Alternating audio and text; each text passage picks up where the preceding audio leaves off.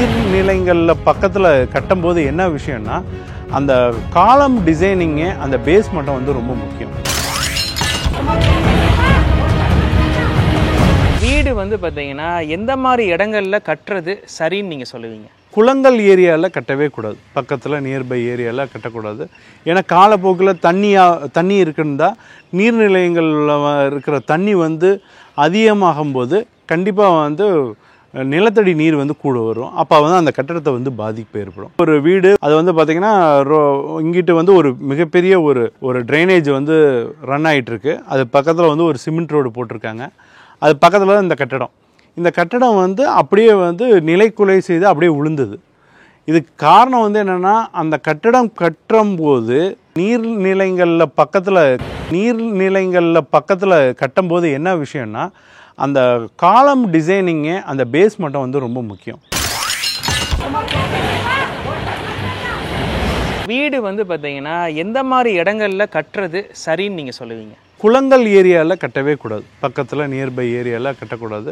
ஏன்னா காலப்போக்கில் தண்ணி இருக்குன்னா நீர்நிலையங்களில் இருக்கிற தண்ணி வந்து அதிகமாகும்போது கண்டிப்பாக வந்து நிலத்தடி நீர் வந்து கூட வரும். அப்போ வந்து அந்த கட்டடத்தை வந்து பாதிப்பு ஏற்படும். ஒரு வீடு அது வந்து பார்த்திங்கன்னா இங்கிட்டு வந்து ஒரு மிகப்பெரிய ஒரு ட்ரைனேஜ் வந்து ரன் ஆகிட்டுருக்கு. அது பக்கத்தில் வந்து ஒரு சிமெண்ட் ரோடு போட்டிருக்காங்க.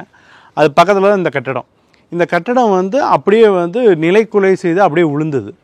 இதுக்கு காரணம் வந்து என்னென்னா அந்த கட்டடம் கட்டும்போது நீர்நிலைகளில் பக்கத்தில் கட்டும்போது என்ன விஷயம்னா அந்த காலம் டிசைனிங்கு அந்த பேஸ் மட்டும் வந்து ரொம்ப முக்கியம். அந்த மாதிரி இடத்துல வந்து ராஃப்ட் ஃபவுண்டேஷன், அதாவது மொத்தமாக ஒரு காங்கிரீட் போட்டு அதுலேருந்து பில்லரை எழுப்பிச்சா நமக்கு வந்து பூமிக்கடியில் செட்டில்மெண்ட் ஆகும்போது ஒரே மாதிரி செட்டில்மெண்ட் ஆகும்.